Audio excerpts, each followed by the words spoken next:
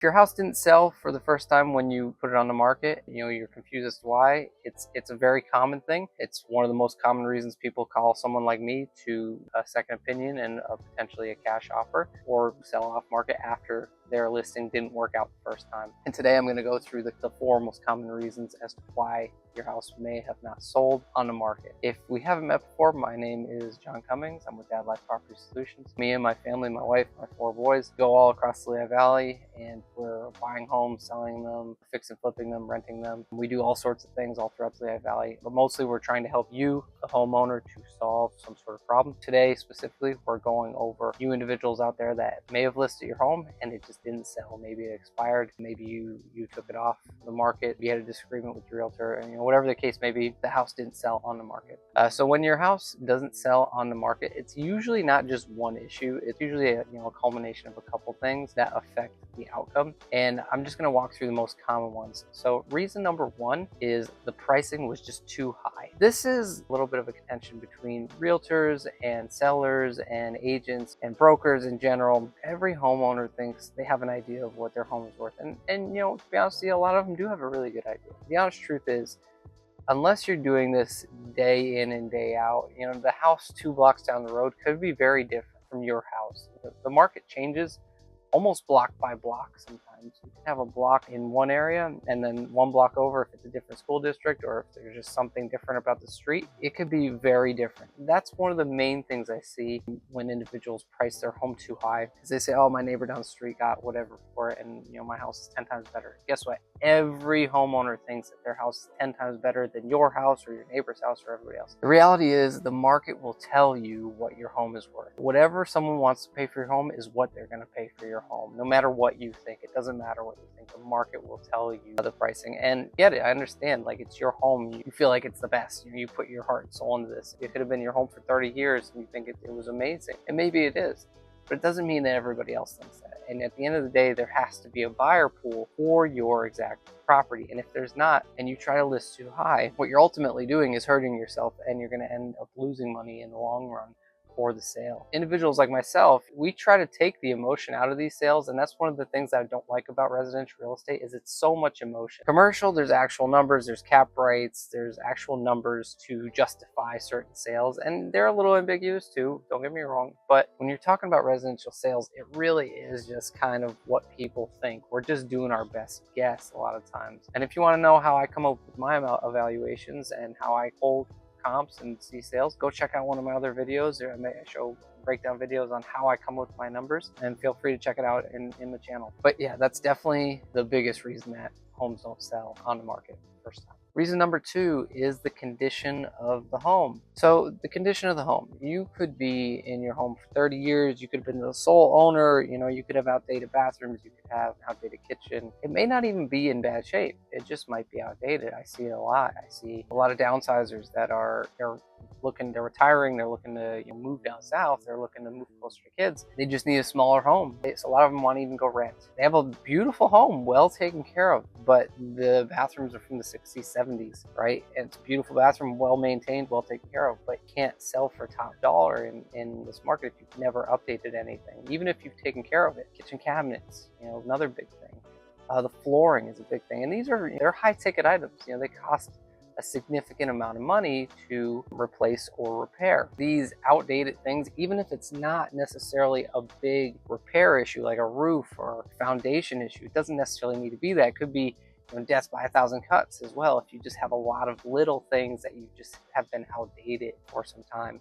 And if you don't want to update those things and you can't reflect that in your price or on the market, and it's not willing to take that hit, well, then home's probably not going to sell for what you want. So that's another very common reason why homes don't sell on the market. Reason number 3, this is honestly, it's not even your fault, but buyer financing falling through. This is becoming more and more common as the prices in the Lehigh Valley continue to go up and up and up. Buyer financing is extremely challenging sometimes. Wages haven't necessarily kept up with the price of homes in our area. If buyers, especially first-time home buyers, they're having a really tough time, especially in the Lehigh Valley, trying to buy a home. I mean, when I first bought my home with my wife, we paid $200,000.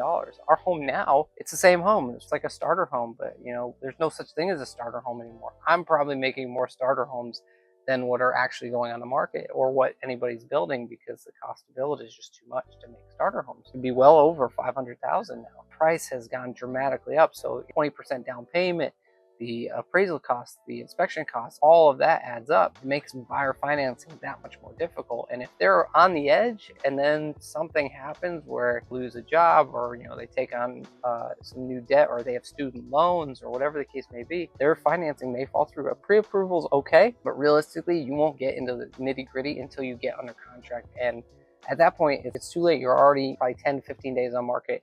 And at that point, in our market, if you're 10 to 15 days on market already, you're already taking a hit on price, realistically. So reason number 4 that I see is a limited buyer pool. So what do I mean by a limited buyer pool? This is what I think about when I buy homes. When I come and see your property, I'm thinking, who is going to buy this home when I'm done with it? 7 times out of 10, I have one of 2 situations. I have a downsizer, or I have a family that's looking potentially upsize or starter home. Those are my 2 main areas of focus, because families are huge in Lehigh Valley, and so are downsizers. A lot of people come from New York and Jersey, or even just in the area in general, that are staying. They want the equity from their homes, their bigger homes, and now they're downsizing. Now, they want to find something where they get to preserve as much equity as they can, but have a reasonable place to live.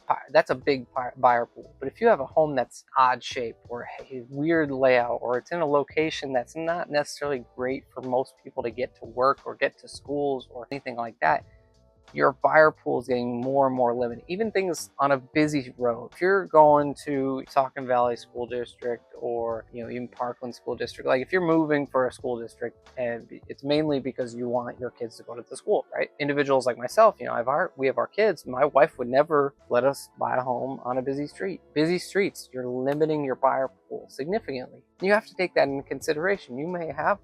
There may be a house right around the corner that sold for $20,000 more than what your agent wants to list it at. But if you're on that busy part of the street, that makes a huge difference in your buyer pool. And if your buyer pool shrinks, the less likely it is you're going to get the price you want. So you have to think about these things when you're listing. So those are the 4 most common reasons that I see that homes don't go for what they're listed for. And trust me, this happens all the time. There's a whole business around agents and other investors where they just get notifications for expired listings. If you don't know what an expired listing is, it's basically after you sign that contract with the realtor, after a certain amount of time, the listing expires. And a lot of times they won't even tell you that it's expired. People will just start calling you randomly because they said, hey, your listing expired. Can I try relisting it for you? And a lot of times you won't even know what they're talking about, because the agent probably hasn't told you that, hey, your listing is about to expire, because it honestly doesn't look good for anybody, but it happens all the time. We have a whole hot list every day that agents can look at for expired listings. So trust me, it's very, very common. But okay, you didn't sell your home. What are your options now? Well, what are the paths forward? You could relist, right? You could relist at a lower price point. Again, the most common reason is because of high pricing. If you were at a wrong price point, you couldn't just relist at a lower price point. But again, that's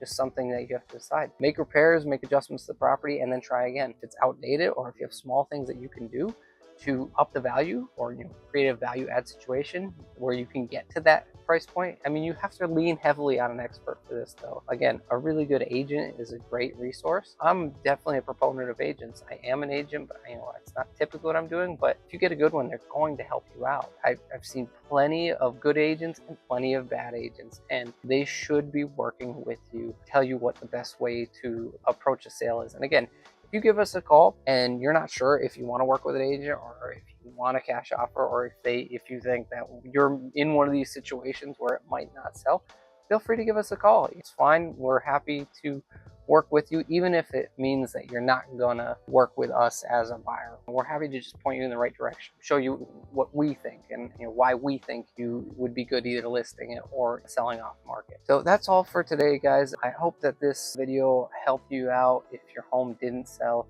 or even if you're thinking about selling and you just don't want to fall into one of these traps. Feel free to watch any other videos, reach out, subscribe, comment, and I'll see you on the next video.